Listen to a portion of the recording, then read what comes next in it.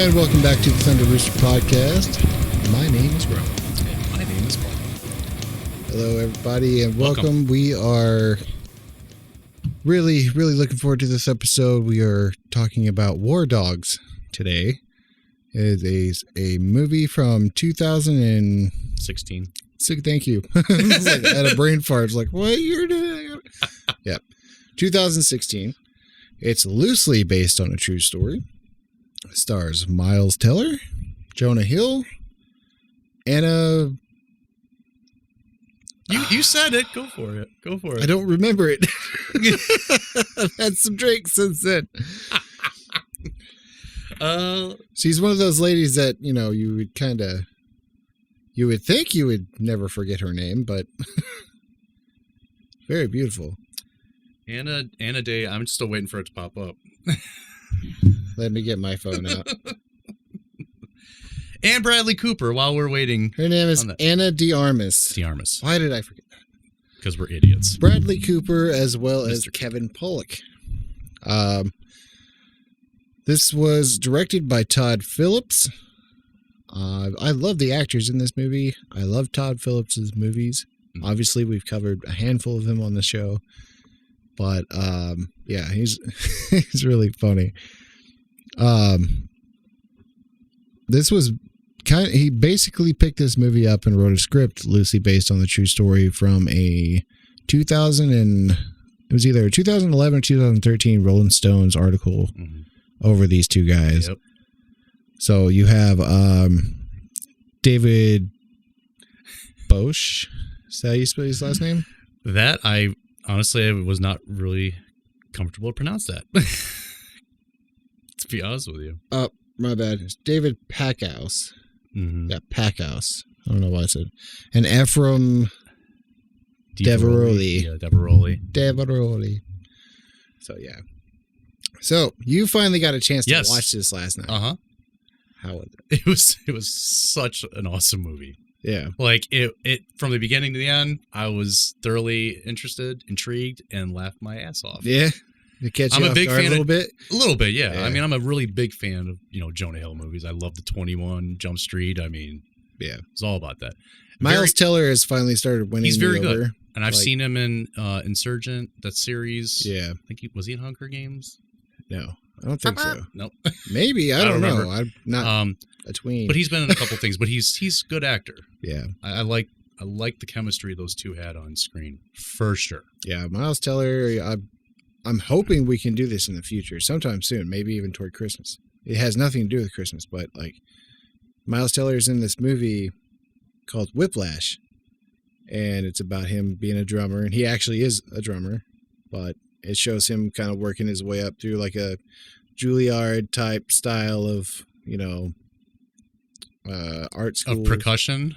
Yeah. Oh, well, I thought when you said Whiplash, he just started busting out Metallica or something. Yeah, not happening. Yeah. Okay. That's cool. Okay, anyway. So, yeah, very interested. Do you want me to kind of give the plot? Yeah, go for it. Okay.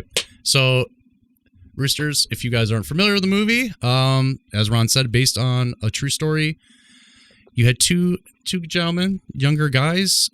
Basically, one was a massage therapist, just kind of working to make ends meet.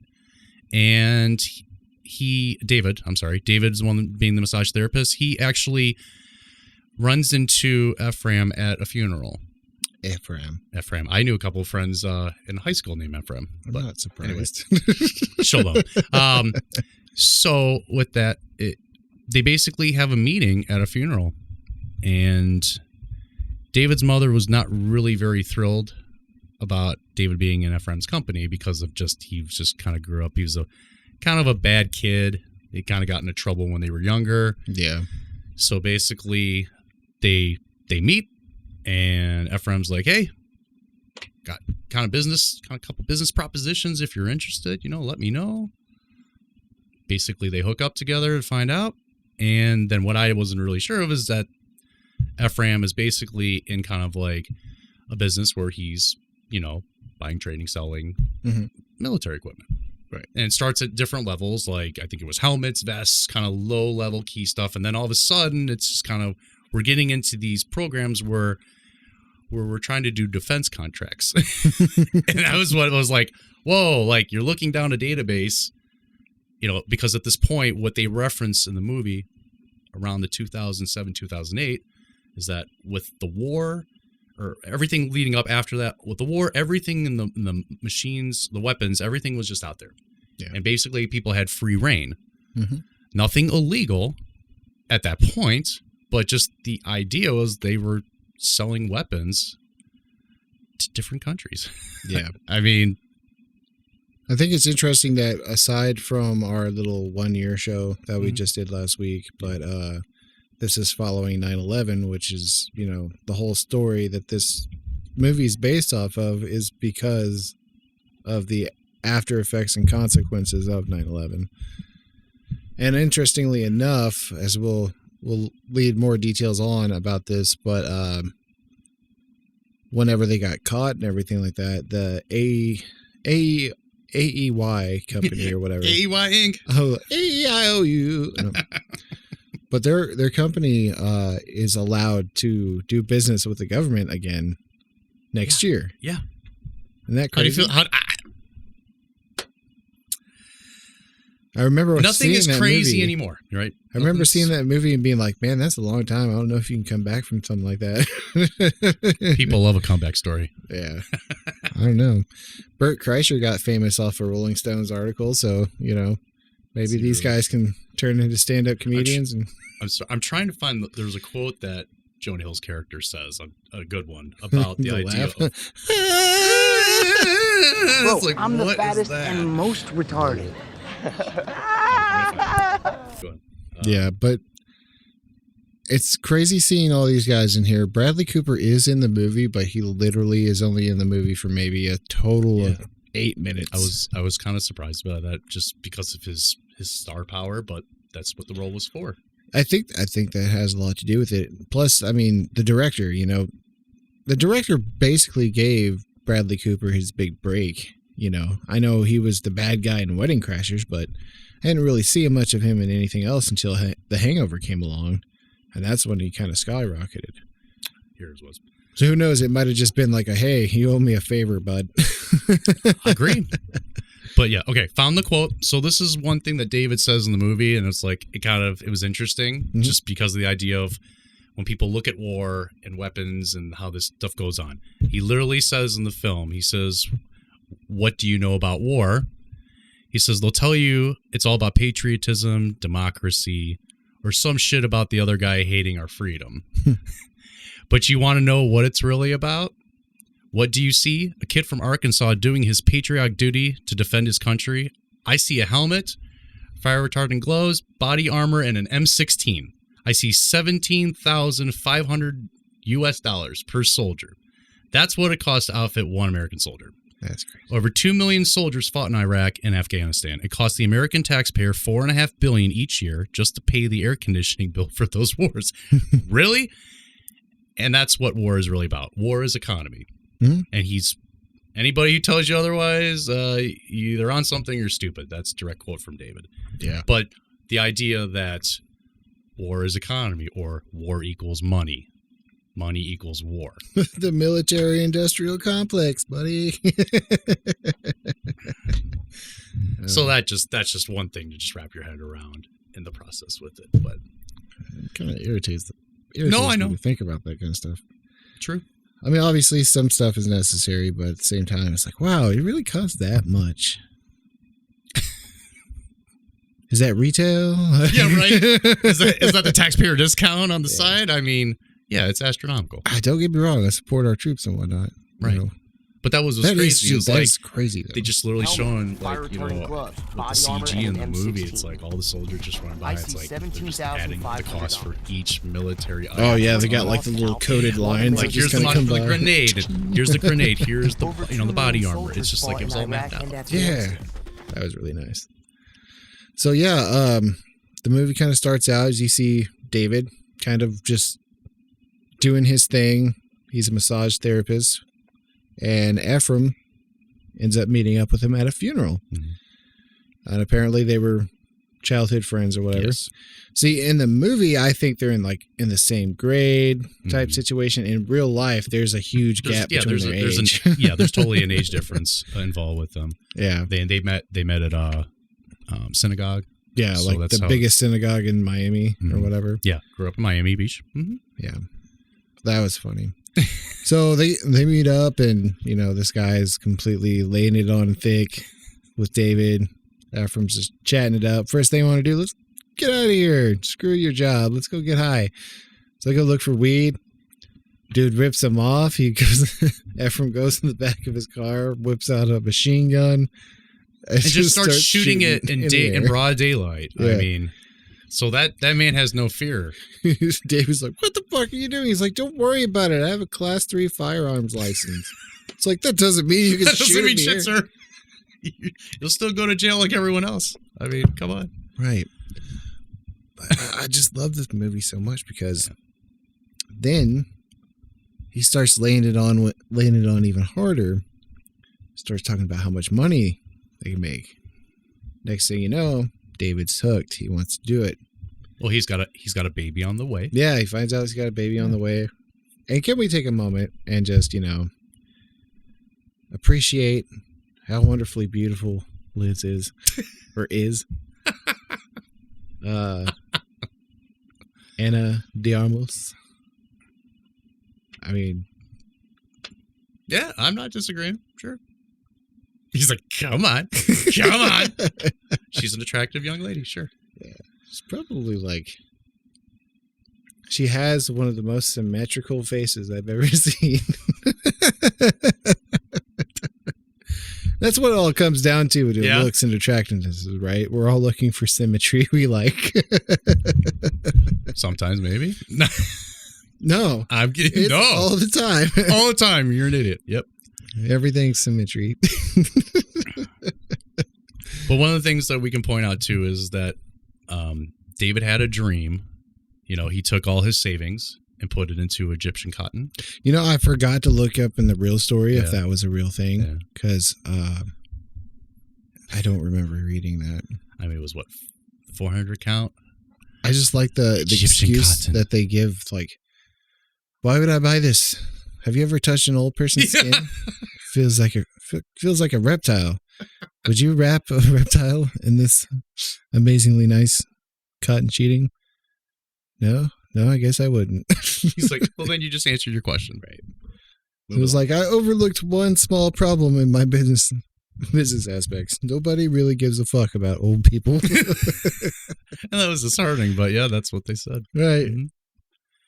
And I think there's an interestingly notable special appearance whenever they first go to a nightclub. Dan Bilzerian is doing a little pop-up spot in there where he knocks out Jonah Hill for, saying some interesting things to his lady. Yeah. He asked for it. He's like, damn, that hurt. He's been in a few movies, but that's the first one, and maybe even only one I've ever remember seeing him in. I think he might have been in it was a big war movie a few years back. I can't remember that. Mark Wahlberg was in it. Oh. Lone Survivor. Yes, thank you. Yes. Yeah. Mm-hmm. I had it. I was just like, come on, get it. Stretch. Come on. Well, yeah. What was your favorite kind of like Ephraim moment? I mean, there were many, but here's what I liked the most. No, we were talking about earlier on, like the early parts of the movie. Of the movie? Well, yeah. No, I'll give you mine real quick, just an example. Go ahead. His fucking laugh. Oh no, the laugh is classic. My wife was so annoyed by me because I would constantly hit that shit all the time, and she's like, "If you make that laugh again, I'm going to slap you." And I was just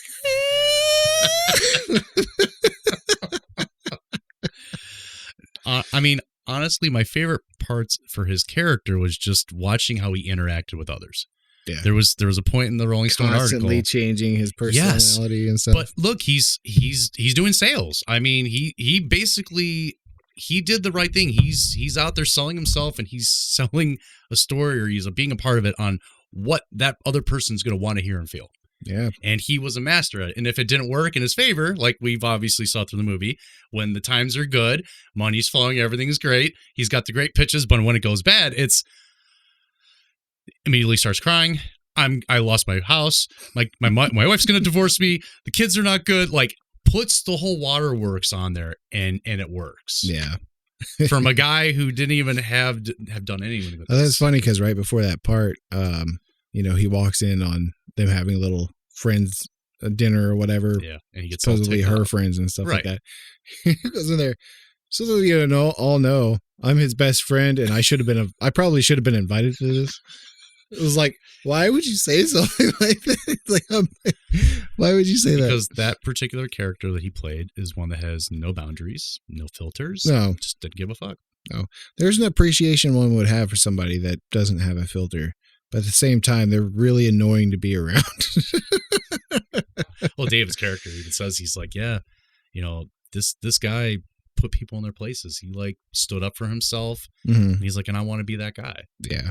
So that was, that was a nice moment. But then obviously we see where we go. Yep. We will come right back after this break, and we'll get into what is probably the best little buddy vacation you can ever have and live through. Right. We'll be right back. Bro, I'm the fattest and most retarded. And welcome back. Welcome back. War Dogs. Fucking hilarious movie, but all kinds of seriousness. Yeah. So we want to kind of lead in a little bit more about kind of why these guys ended up in the position they did. And a lot of it had to do with the Bush administration. So they were doing all these open government contracts, and they were just feeding them to Bush's boy Cheney and his friends. And they got caught doing it, so that opened the floodgate to pretty much anybody who wanted to do a government contract with that. They were kind of given the chance. It doesn't make any sense, but yes, it did. I mean, yeah. That's kind of what led us to this amazing adventure of these two young gentlemen. Breaking Bad, essentially. All right, so I keep thinking of Jonah Hill, like Tom. Like, do you just want to rub guys off all day? Yeah, like, dude. He's like, I'm a massage therapist. Whatever. He's like, so is it mandatory that you have to finish them off every time? Anyway, sorry. They have this Beretta deal, right? So they end up buying a bunch of Italian Berettas because they're manufactured in Italy. For our listeners and viewers who are not familiar with what a Beretta is, it is a firearm, a pew pew. It's a handgun made in Italy. Yes. Yep. Buongiorno. Buongiorno. But yeah, fuck, Paul, you threw me off.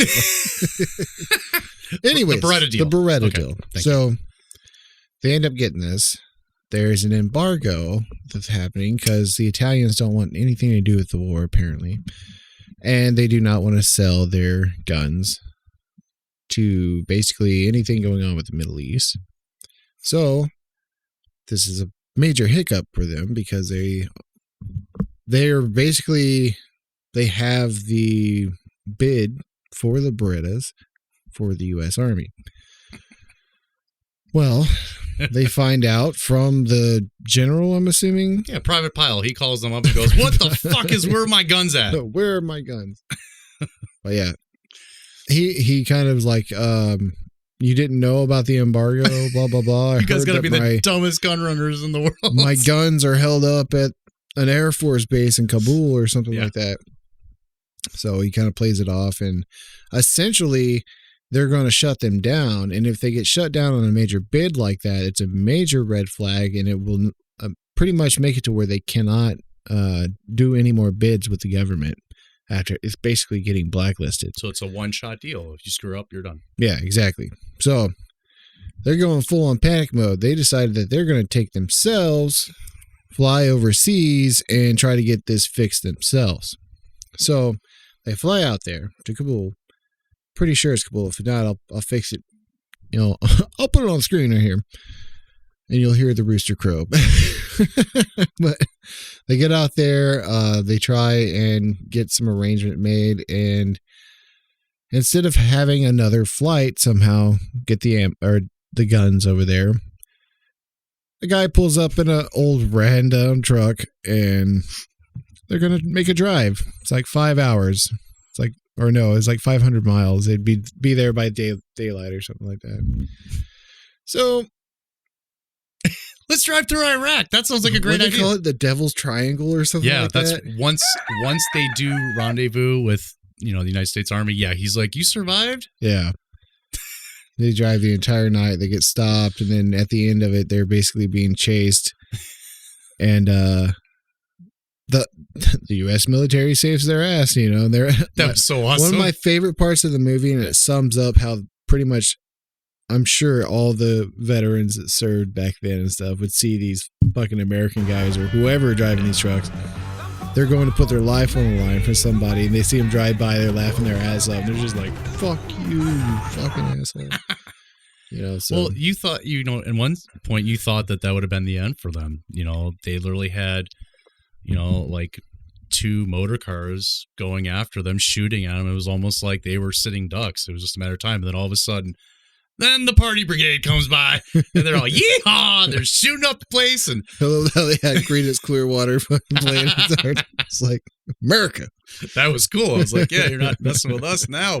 Huh. That's what's tough. That was great. So that was very exciting. I enjoyed that part. So they seal the deal on the Beretta deal. So this essentially leads them to a way bigger expansion of the business. Fort Knox of deals coming. Yeah. But also to note, when they're getting paid for it, they've got, essentially they call Saddam Hussein the Godfather. He had was like $12.8 billion in cash, all in crates and stuff like that. Yeah, the guy's just behind me. He's like, look, this dude's a Godfather. He's like, you call him the Godfather? He's like, who else do you know that's got this much money sitting here on crates, Whenever you need it, man. So that was kind of funny and sad at the same time. But anyways, they go on, they actually get an office, label the business, which it actually turns out it was actually a shell company of his uncle that he just kind of swapped in and took the name of. So they didn't actually come up with the name AEY. Remember the guy in the boardroom? What does AEY So what does AEY stand for? Like, get the fuck out of here. He's like, me, IBM. Who the fuck knows what that stands for? He tells him what IBM stands for. He didn't like that too much. He said, get out of my office. Honestly, somebody throwing that kind of shade at you the first time and you're trying to hire them, be like, get the fuck out. I don't want you around here, smart ass. Made it very clear. Yeah. No, it was a great movie. It's full of so many funny things. Well, no, we got to talk about the biggest mishap. Oh, we're getting there. I'm just buttering me up. I'm buttering it up a little bit. Working it nice and slow. Okay. Yeah. Okay. So in order to fulfill this mammoth of a contract that they found, or that David found in the movie, they're going to have to go to Vegas to essentially what is the Comic-Con of arms dealers, all kinds of military contracts, weapons manufacturers and stuff like that. They go there and they strike out hard. And by chance or coincidence, or maybe it was on purpose, they meet Bradley Cooper's character. I forgot what his name was in the movie. Do you remember?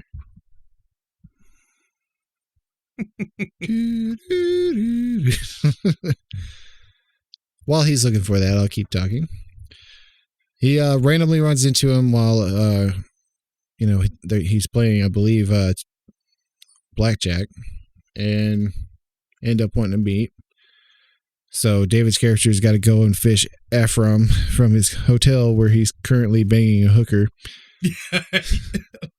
So yeah, he did. They end up getting a meeting with this guy and find out that in order to pull all this stuff off, he's the guy you want to talk to because he is essentially the broker for a huge deal with, what was it, the Baltics? Yes. or there was a war for the Baltics during the Cold War, and they were like building up a bunch of weaponry and stuff And like they that. just had massive amounts of these stockpiles in Europe. Yeah, and they just never ended up going to war, so they're trying to get rid of it. Bradley Cooper's character is Henry Gerard. That's right, Henry Gerard. It's like he's not really in much of it. It's like Yeah, a couple scenes. 8 minutes maybe. Yeah. Maybe. Right. But yeah, turns out this guy's basically their golden ticket to get this this bid fulfilled completely. And David finds out, and Ephraim, I guess, that he's on a terrorist watch list, which is why he's not fulfilling the bid himself. So he's not allowed to do business in America. He was nice enough to at least acknowledge and tell them that. Yeah, I mean, in all honesty, Hey, the bud. way they painted him in the movie doesn't seem like that bad of a guy. No. What was that quote that he had at the end of the movie? It's like, I'm not a bad guy, but from time to time, I have to ask myself, what would a bad guy do? You know, That's brilliant. that was a badass statement. Badass line. Wholeheartedly. I love Bradley Cooper Me too. But yeah, so they get all this going out. They show them a little container when they finally get there to check all the stuff because they want to see it in person. Everything looks legit, so on and so forth. So they start working on it.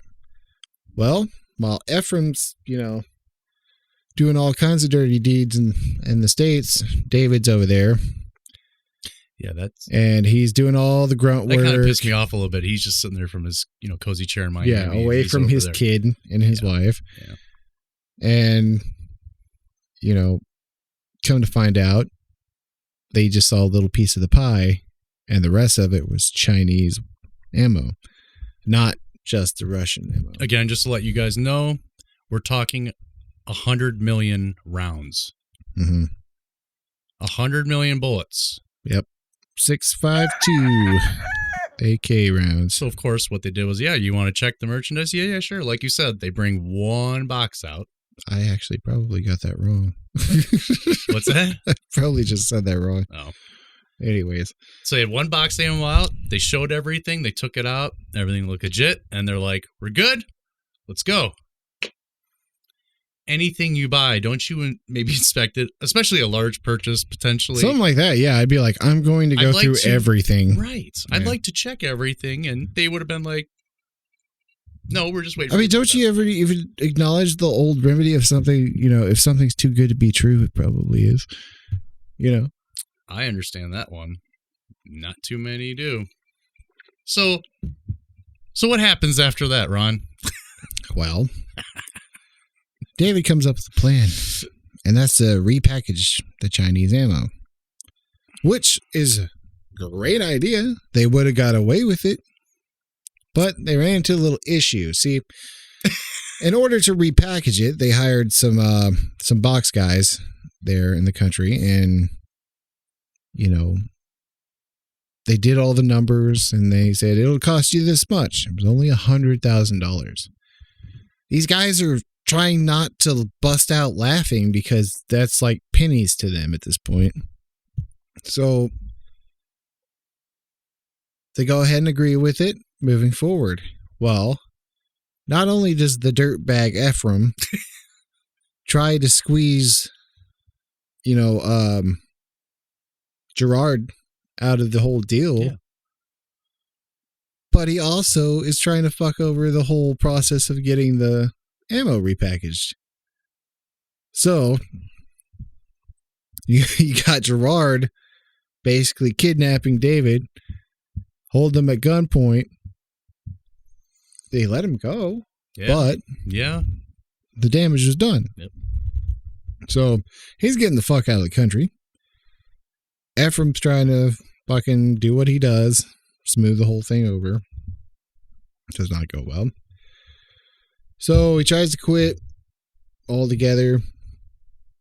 Ephraim ripped his contract up when he was gone. They were supposed to split the profits 70-30. They had it written up together. He fucked him over.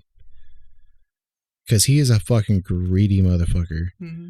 I mean, just seeing how he reacted to finding out how much they won on the bid, because they were like $53 million cheaper than the lowest other bidder. Yeah, Yeah, they lost their crap in there. He lost his shit. And I was like, oh, this guy is like, it makes sense in the end, you know. But, I mean, he was just trying to squeeze every bit of money he could out of the whole thing. So, essentially, it gets to where David just doesn't even care anymore. He just wants to go back to jerking guys off after massage. He just wants to go back to being a massage therapist. So, well, the guy that they fucked over on the $100,000 repackaging thing, he turned him in. Yeah.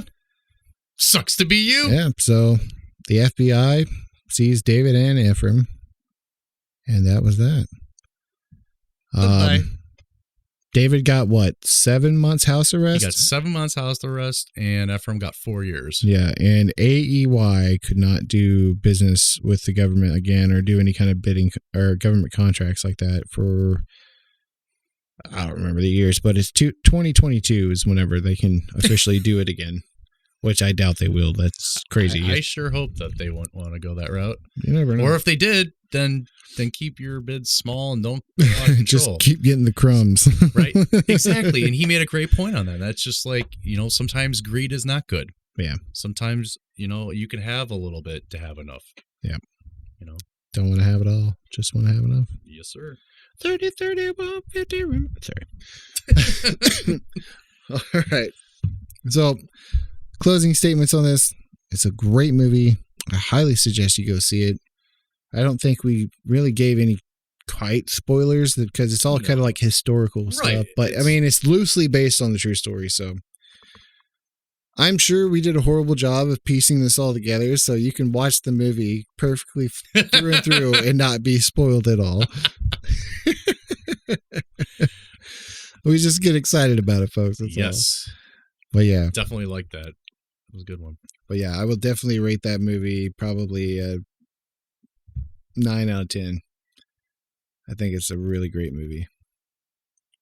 I just love it because it's, you know, the comedy, the kind of, it's not really thrill, but it's more of a serious movie. Oh, yeah. It got what do you call it? Like a drama? A drama suspense? Yeah, it gets suspenseful as shit when you find out. Suspense, yeah. That's did you just screw the United States government over? Yeah, that's going to be pretty much suspenseful. I'm going to the big house. Yeah. I hit pause. There we are. Right back again. Don't you worry. I'm going to throw clapping real quick. I'll edit that up. Well, yeah. Sorry about that. I was meant to go click a folder and I clicked the stop button. All right, let's do the 3 shots of funny. Oh, that's it. We're done? All Unless you want to add it somewhere. Oh, no. Do it!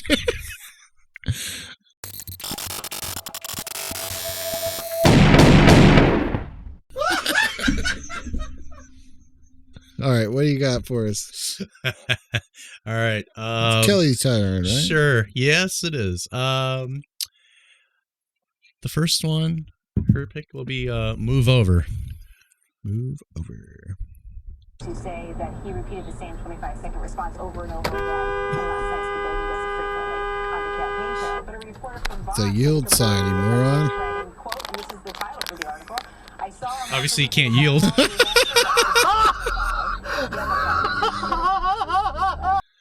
Guy should have put it in bark. I mean, he had every right to complain. He just literally opened the door, and I'm like, dude, this guy's going to fall out. Oh, that's why you don't want to participate in road rage. No. You're not clearly thinking. No.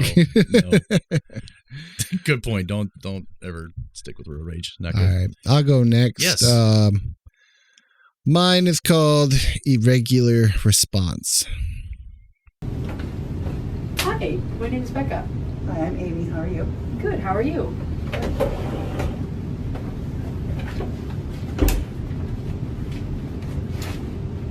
What is your personal philosophy of rehabilitation? So, my personal philosophy of rehabilitation...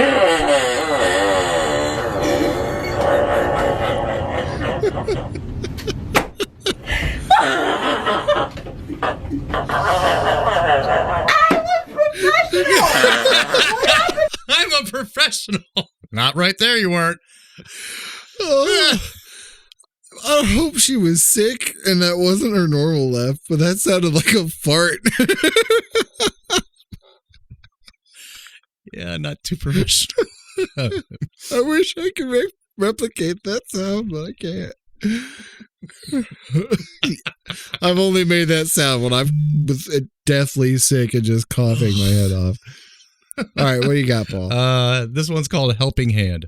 Helping Hand. Oh! Look out. There's that bike. He's like, I got you. That could have been bad. It could have been. He's like, no, I'll help you out. Don't hold it. So much for helping. Would you Down call goes that the scooter. Would you call that instant karma though? I don't know. It's one of those things that what I don't know because he was helping. They he were wasn't both trying to help do each it. other, and at that point, Somehow it still happened. Maybe that was just the universe saying like, "Hey, this has got to happen." you open your door, I'll knock you over your bike. All right. Oh, All right, folks. We hope you Good enjoyed stuff. this episode. yes. We have a special interview lined up for next week, and then we are going to announce right now, right here, we are making October another paranormal month, as well as having our Halloween special, and hopefully, we can make it better than we had last year. Last year was pretty fun, That's the goal. but yeah. All right, everybody. Hope you have a great rest of your week, and we will see you next week. Peace, guys.